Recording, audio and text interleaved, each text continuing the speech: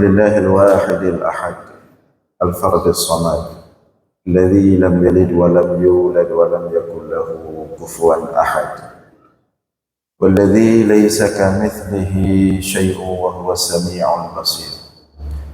اللهم صل وسلم وبارك على سيدنا ومولانا محمد الذي دعا الناس وأرشدهم إلى توحيد رب العباد.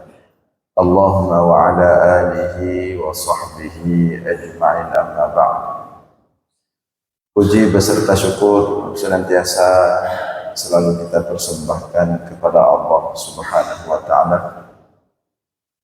Tuhan yang esa pada zatnya, yang esa pada setiap sifat-sifatnya, yang esa pada setiap af'alnya.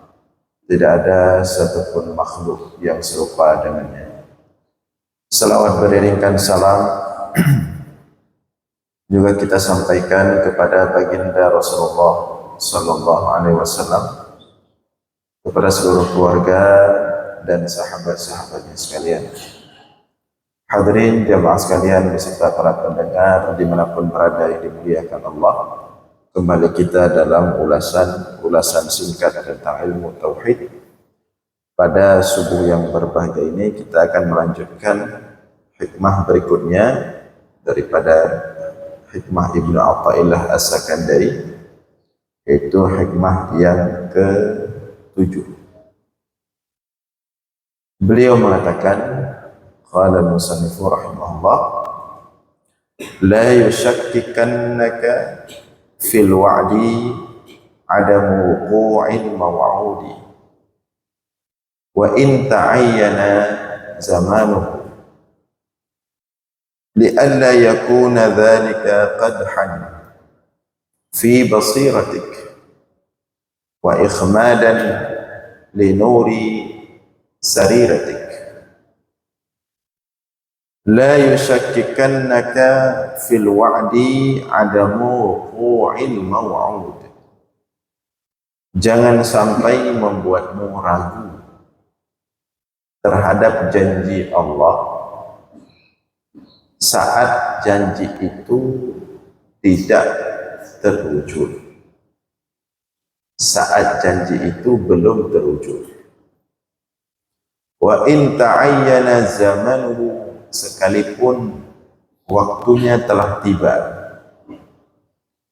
Li'alla yakuna dhalika qadhan fi basiratik wa ikhmadan li nuri sariratik, agar hal tersebut tidak sampai membuat basirahmu itu buram dan cahaya sarirahmu itu padam. Kita ulangi sekali lagi. Jangan sampai membuatmu ragu kepada Allah terhadap janjinya saat janji itu belum terwujud, sekalipun waktunya telah tiba, sehingga hal tersebut tidak sampai membuat basirahmu itu buram, jelek, buruk, dan tidak membuat cahaya sarirahmu itu padam. Nah, hadirin sekalian yang dimuliakan oleh Allah, hikmah yang ke-7 ini lebih memperluaskan lagi terhadap hikmah yang sebelumnya. Hikmah yang sebelumnya yang terakhir kita baca sebelum Ramadan itu berbicara tentang bagaimana kita tidak sampai putus asa kalau permintaan kita kepada Allah dalam doa-doa kita itu belum nampak dikabulkan oleh Allah. Jadi hikmah sebelumnya itu lebih spesifik kepada doa. Jadi ketika kita berdoa, terus berdoa, tapi nampaknya doa yang kita panjatkan atau permintaan yang kita ajukan kepada Allah dalam doa-doa kita belum nampak terkabulkan, itu jangan sampai membuat kita putus asa. Jadi hikmah sebelumnya itu lebih spesifik kepada doa saja. Dan itu sudah kita uraikan panjang lebar. Yang sudah mendengar, alhamdulillah. Yang belum mendengar, boleh di search di YouTube ada. Nah, hikmah yang berikutnya ini yang kita bahas pada subuh ini lebih luas lagi. Kalau sebelumnya jangan sampai kita putus asa terhadap doa yang kita minta kepada Allah belum nampak terkabulkan. Pada hikmah ini lebih halus lagi. Jangankan putus asa, ragu saja tidak boleh. Jangankan putus asa itu sudah serius ya. Artinya kita sudah seolah-olah memastikan ini tidak dikabulkan oleh Allah, tidak dijawab. Nah, itu tidak boleh. Ini jangankan putus asa, ragu pun tidak boleh. La yushakkikannaka fil wa'di. Jangan membuatmu ragu terhadap janji Allah. Jangan ragu terhadap janji Allah. Kenapa? Karena setiap janji Allah itu pasti Allah penuhi. Itu sudah ketetapan Allah. Inna wa'dallahi haq. Sesungguhnya janji Allah itu adalah hak. Pasti akan dipenuhi oleh Allah. Inna allaha la yukhliful mi'ad. Sesungguhnya Allah tidak akan mengingkari janjinya. Maka tidak perlu ragu. Allah tidak akan mengingkari janji. Kita berpegang di situ saja.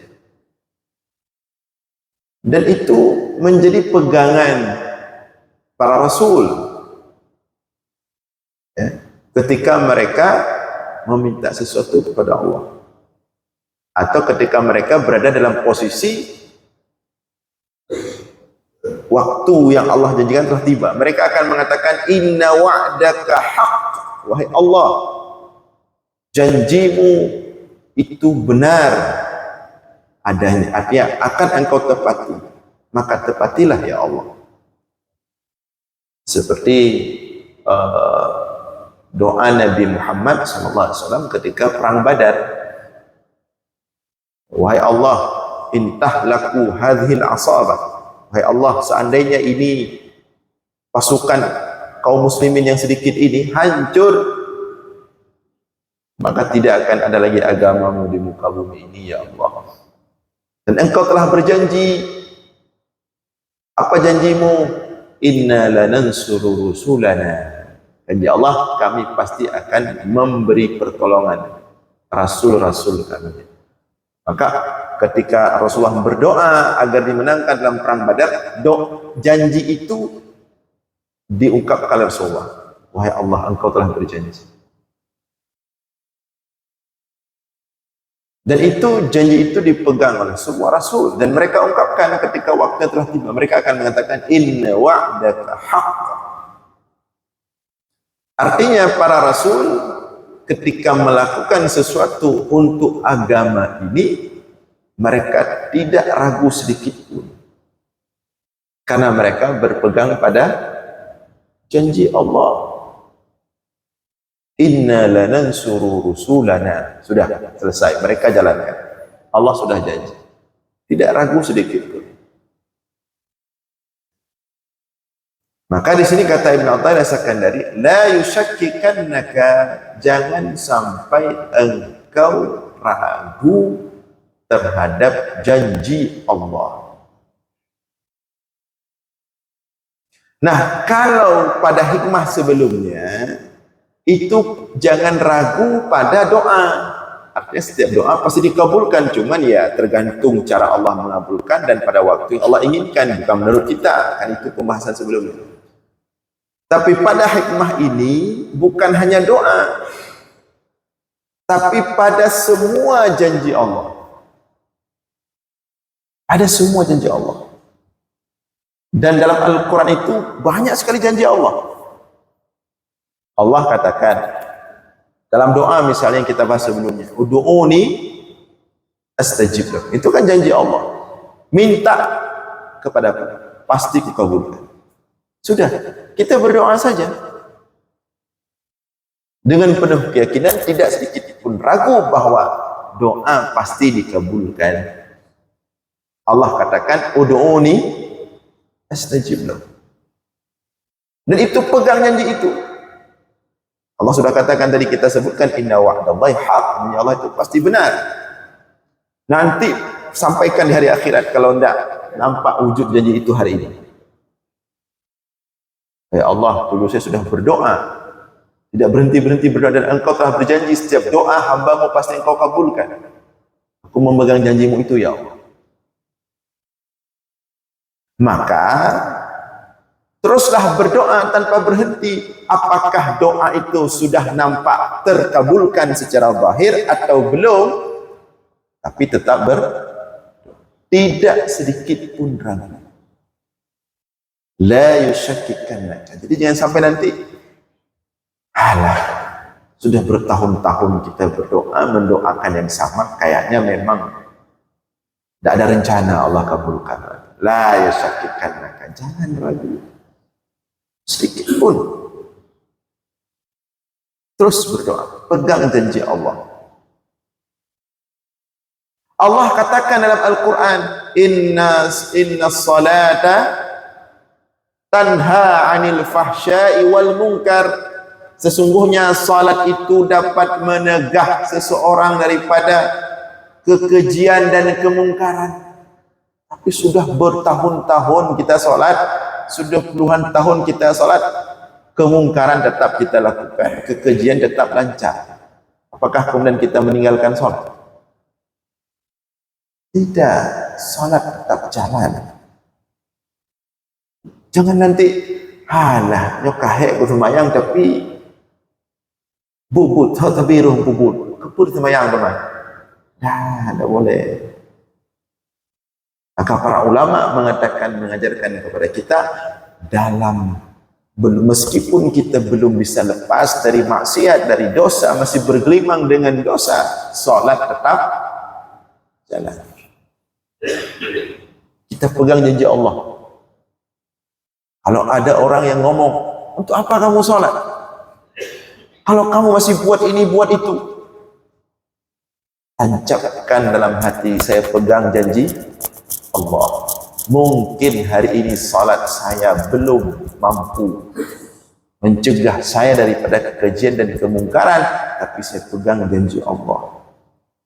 Pada suatu saat nanti salat yang saya lakukan akan mencegah saya daripada kekejian dan kemungkaran. Pegang janji Allah. Allah sudah berjanji seperti itu. Jangan ragu sedikit pun. Makanya dalam kitab Al-Muwafaqat, Imam Al-Bajuri memprotes itu. Ada orang-orang kadang kalau ngomong begini dia, seperti puasa kemarin. Untuk apa puasa kalau salat tidak jalan? Atau sebaliknya, untuk apa salat kalau puasa tidak bisa? Dia seperti itu agama tidak bisa. Apakah kemudian gara-gara seseorang itu berbuat suatu maksiat, dia harus meninggalkan semua bagian agamanya? Untuk apa kamu ibadah kalau kamu masih seperti ini? Tidak bisa seperti itu pengajaran agama. Pemahaman yang seperti itu, seperti yang sudah pernah kita bahas dulu, justru itulah bagian daripada membantu programnya syaitan dalam menghancurkan hamba-hamba Allah. Rasul katakan, la takunu auna syaitan li akhikum. Jangan pernah kalian jadi pembantu syaitan dalam menghancurkan saudara kalian. Ada orang dia sholat jalan, cuman ada 1-2 maksiat yang belum mampu dia tinggalkan. Datang orang lain, untuk apa? Dia ngomong, untuk apa kamu sholat kalau kamu masih buat ini. Terus dia ucapkan seperti itu. Akhirnya si ahli maksiat ini, setelah dia berbuat maksiat, salat pun dia tinggalkan, semua bagian agama dia tinggalkan. Maka tercapailah tujuan syaitan.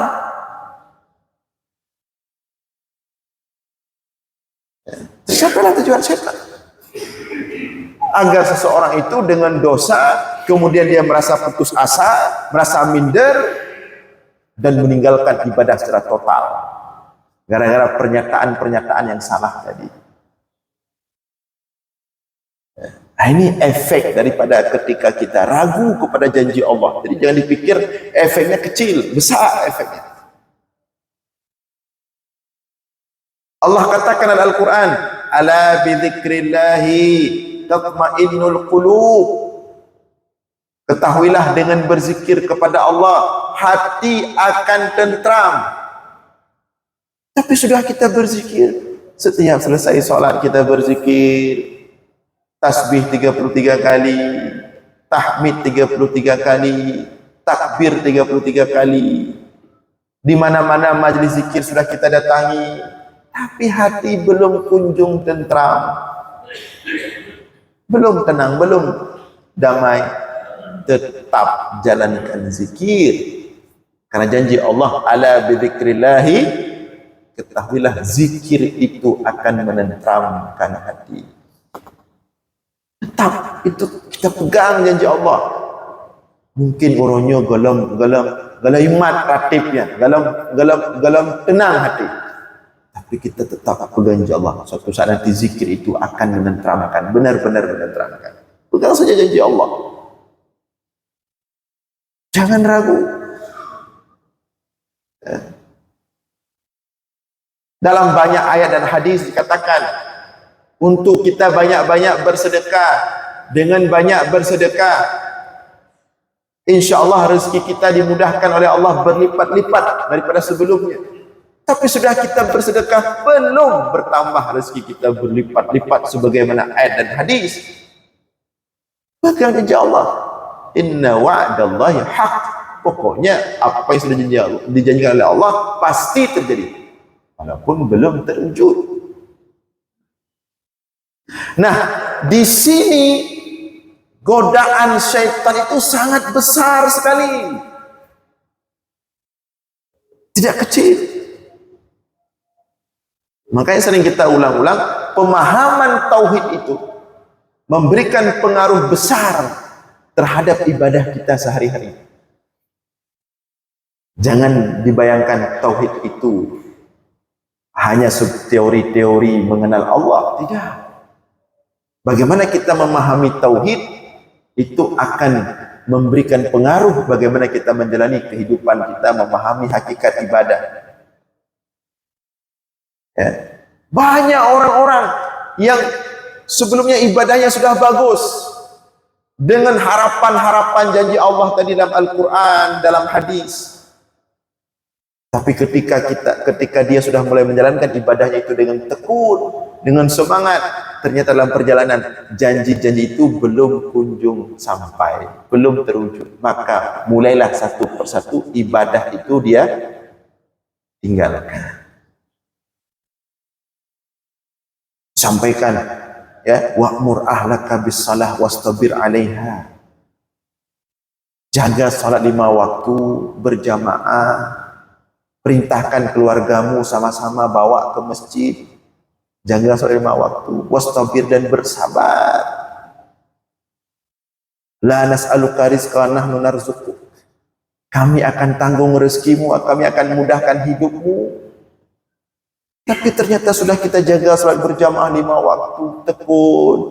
Keluarga kita bawa untuk salat, kita perintahkan untuk salat. Tapi hidup masih susah.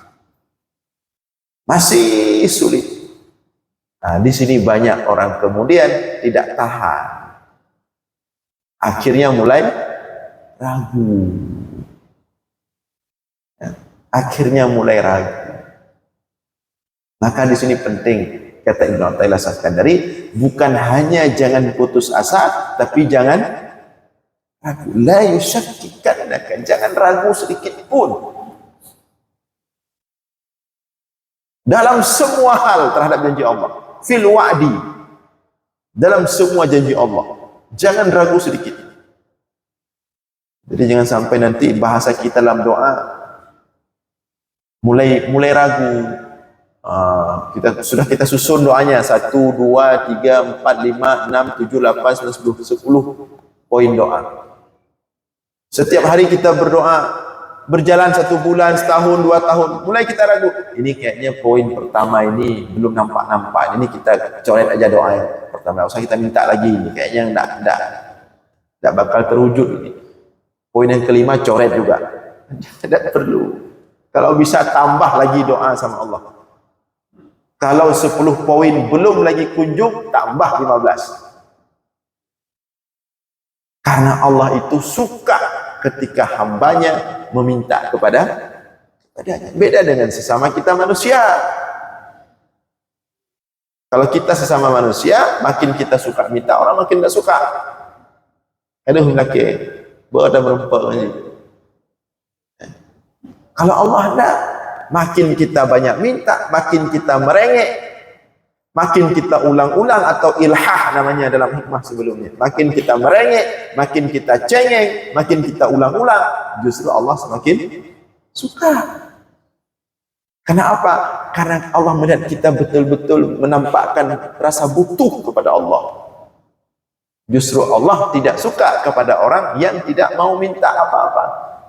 Seolah-olah dia tidak merasa butuh kepada Allah. Itu baik dalam doa dan dalam semua ibadah, tetap meminta kepada Allah.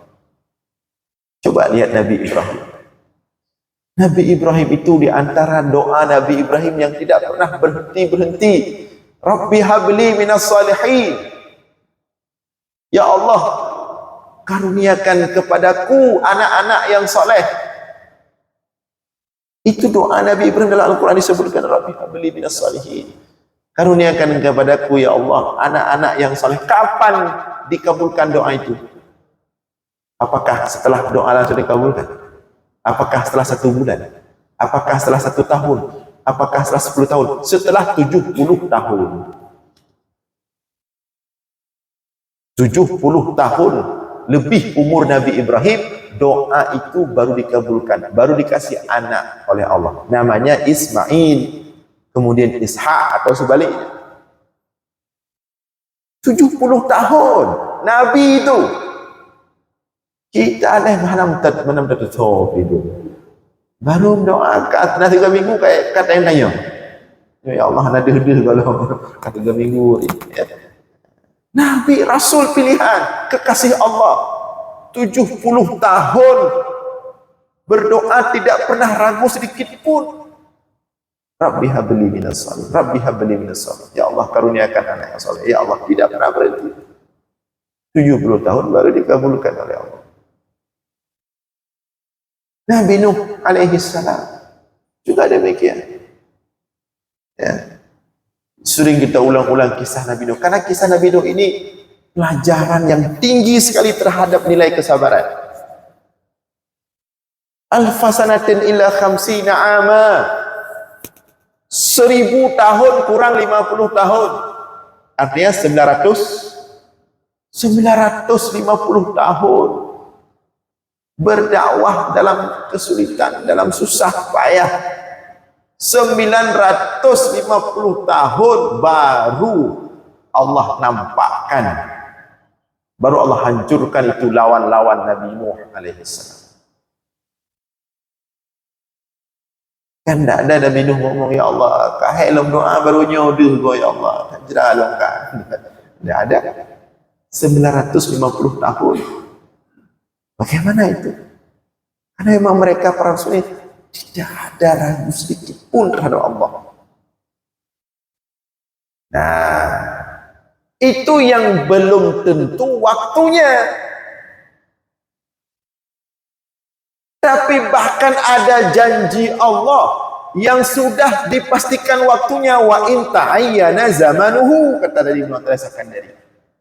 Ada janji Allah, waktunya itu sudah ditentukan. Apa contohnya?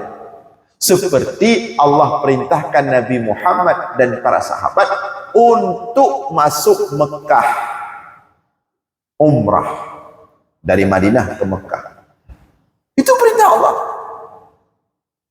Makanya apa namanya, dituntut janji itu sama Umar bin Khattab. Maka Umar bin Khattab dalam posisi ini tidak salah. Perintah Allah, Muhammad, bawa sahabatmu masuk Mekah. Sudah waktunya. Maka berangkat Rasulullah bersama sahabat dari Madinah mau masuk Mekah. Sampai di Hudaybiyah sudah siap semua mau umrah. Sampai di Hudaybiyah terjadi perundingan dengan pihak Mekah, orang-orang Quraisy ditahan, tidak boleh masuk Mekah, tidak boleh umrah. Padahal tidak ada kekurangan sedikit pun di pihak kaum muslimin. Persenjataan lebih kuat kaum muslimin ketika itu. Kekuatan lebih besar kaum muslimin ketika itu. Perlengkapan lebih besar kaum muslimin ketika itu. Tapi tiba-tiba Rasulullah memutuskan kita balik ke Madinah. Makanya Umar bin Khattab bersama sahabat yang lain susah menerima ketika keputusan Rasulullah itu. Datang Umar bin Khattab kepada Rasulullah. Alasta qulta, wahai Rasulullah, bukankah engkau sudah menjanjikan kami di Madinah bahwa kita akan masuk Mekah? Masa kita balik lagi? Kemudian dijawab oleh Rasulullah, apakah aku menjanjikan kepadamu wahai Umar masuk Mekah itu hari ini?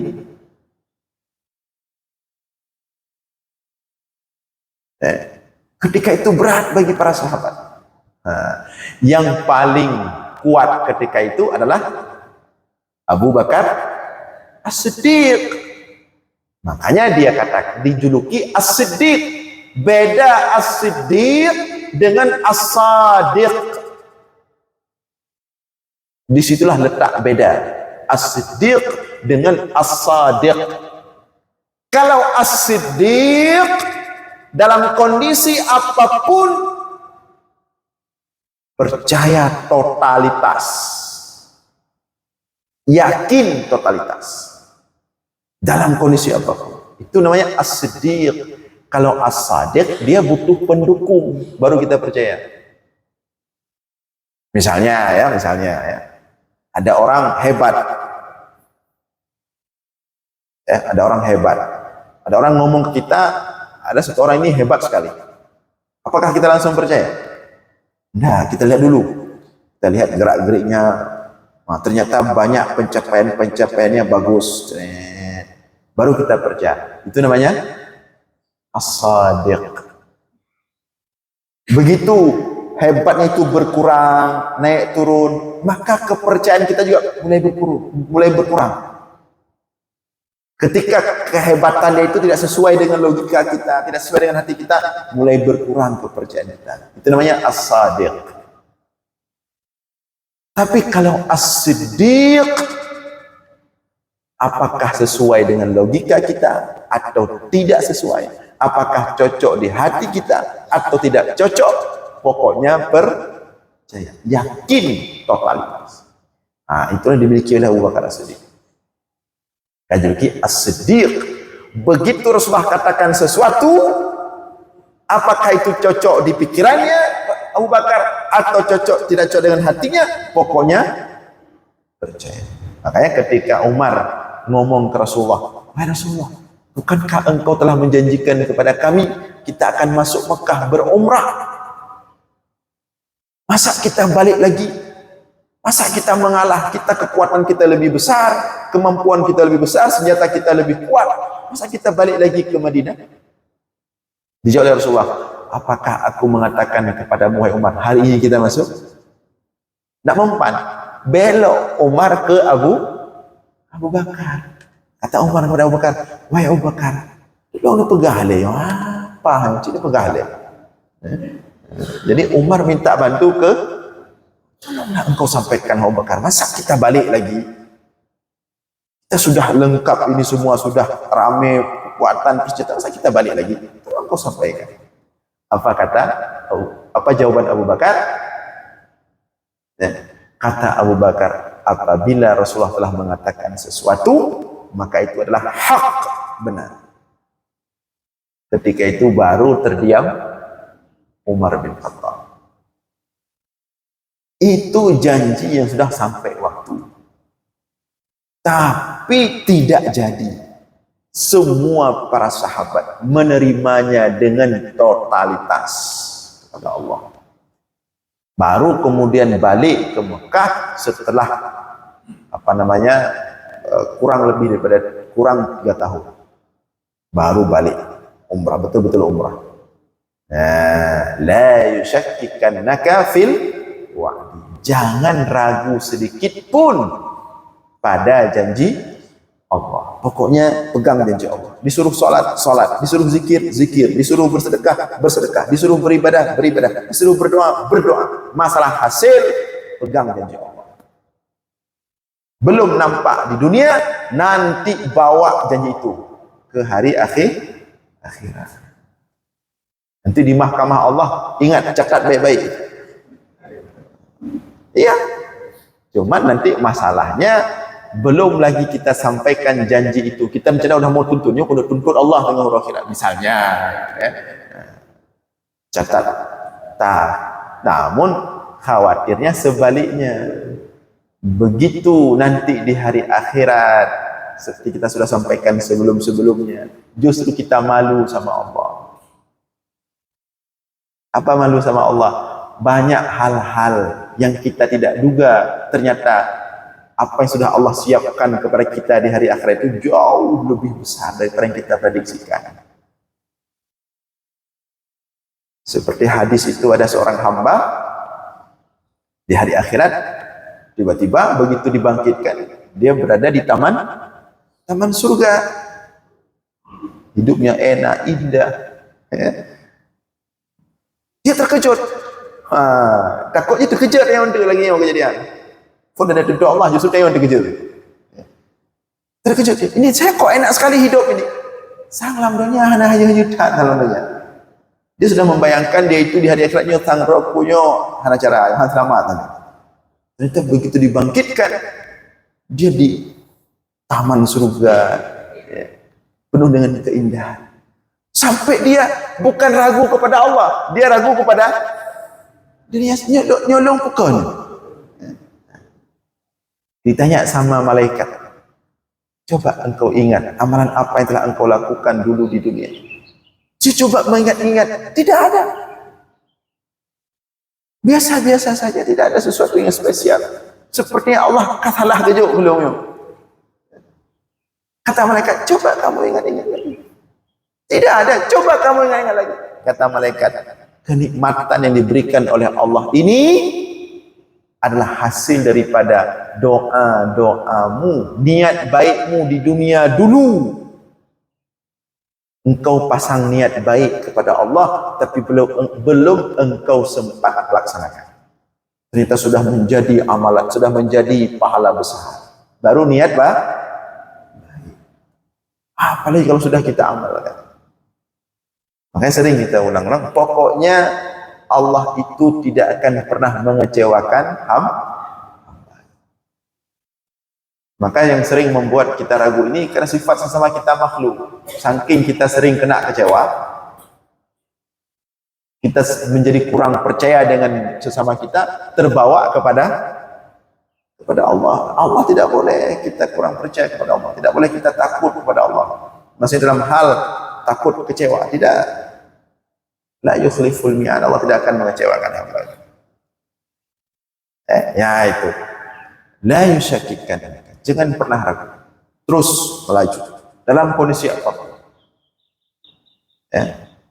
Walladzina jahadu fina lanahdiyannahum subulana. Allah katakan, orang-orang yang terus bermujahadah, berusaha keras.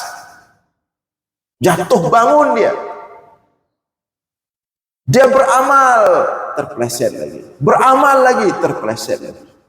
Bangun lagi menuju Allah, jatuh lagi dalam maksiat. Bergerak lagi, jatuh. Tapi apa kata Allah? Walladzina jahadu, tapi dia terus berusaha. Apa kata Allah? Lanahdiyannahum subulana. Pasti akan kami bantu. Makanya sering kita ulang-ulang, yang paling penting kita niat hati yang bersih kepada husnudzan kepada Allah. Husnudzan kepada sesama makhluk. Jangan sedikit pun buruk sangka kepada Allah. Allah tidak sama dengan makhluk yang suka mengecewakan. Allah beda. Husnudzan kepada Allah. Lanahdiyannahum subulana. Akan Allah berikan jalan. Dan bukan hanya satu. Subul, jamak. Subulana. Banyak jalan. Nah, kemudian Ibnu Athaillah As-Sakandari menutup. Li'alla yakuna dhalika qadhan fi basiratik. Jadi jangan sedikit pun ragu kepada janji Allah. Karena itu akan menyebabkan basirah kita itu menjadi gelap. Dan sarirah kita itu menjadi padam. Apa basirah dan sarirah? Kalau basirah sudah kita sampaikan sebelumnya, di hikmah yang keberapa itu, basirah itulah mata hati.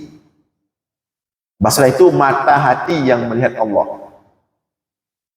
Basirah itu artinya wahdatus syuhud.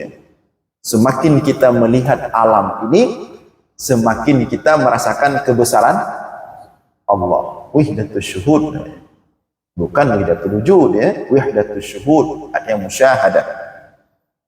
Itu basirah. Artinya kita melihat alam tidak lagi melihat dengan mata telanjang ini, tapi kita ketika melihat alam, semakin kita melihat alam, semakin nampak Allah, kebesaran Allah. Itu namanya basirah.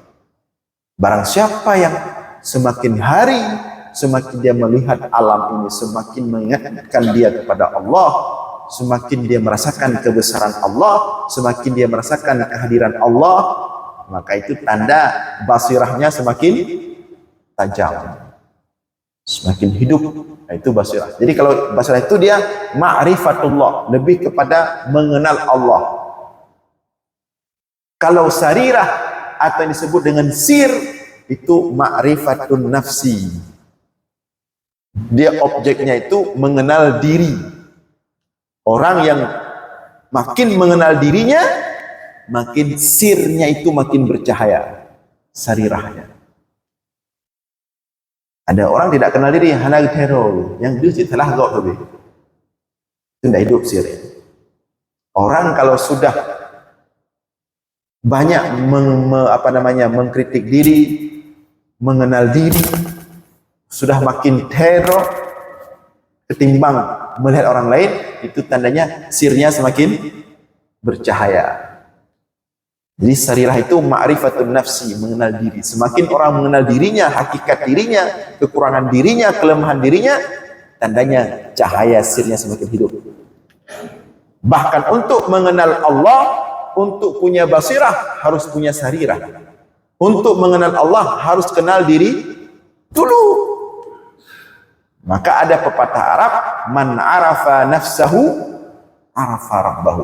Barang siapa yang mengenal dirinya, pasti dia akan mengenal Tuhannya. Jadi harus sarirah dulu, sir dulu, kenal diri dulu. Semakin kita mengenal diri bodoh, jahula, zalim, jahat, zaluma, lemah, dha'ifa, rendah, hina, maka semakin kita mengenal kebesaran Allah, keagungan Allah, kemahatinggian Allah. Itu makna sarirah dan basirah secara sekilas, ya. Maka kalau secara runtutannya itu man arafa nafsahu wa arafa rabbahu, barang siapa yang makin mengenal hakikat dirinya, makin dia mengenal Allah, berarti sir dulu yang harus kita hidupkan cahayanya, baru nanti nampak basirah. Tapi menyebutnya yang hendak teror dulu. Siapapun yang masih merasa dirinya lebih hebat dari orang lain, merasa dirinya lebih tahu, merasa dirinya lebih baik, tidak akan hidup basirahnya. Nah, hadirin sekalian yang dimuliakan oleh Allah, inilah beberapa hal penting yang disampaikan oleh Imam Ibnu Athaillah As-Sakandari dalam hikmah yang ke-7 ini. Mudah-mudahan ada manfaat. Insyaallah akan kita lanjutkan subuh Jumat yang akan datang. Aqulu qawli hadza wa astaghfirullah li wa lakum. Wassalamualaikum warahmatullahi wabarakatuh. Sehat, alhamdulillah. Mudah. Hebat deh. Hebat deh.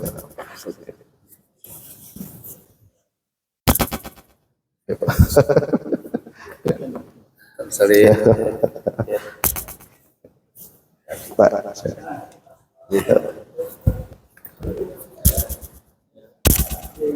Salam.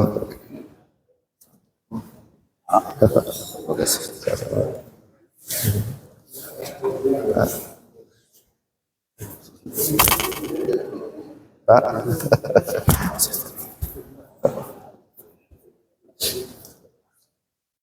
kehebatan Pak. Pak, lama Pak. Salam.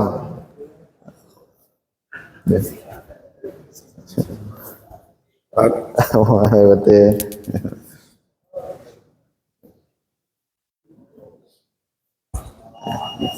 Assalamualaikum.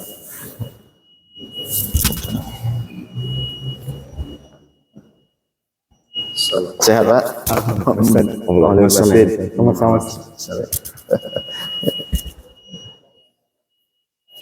Iya ya. Salam. Salam.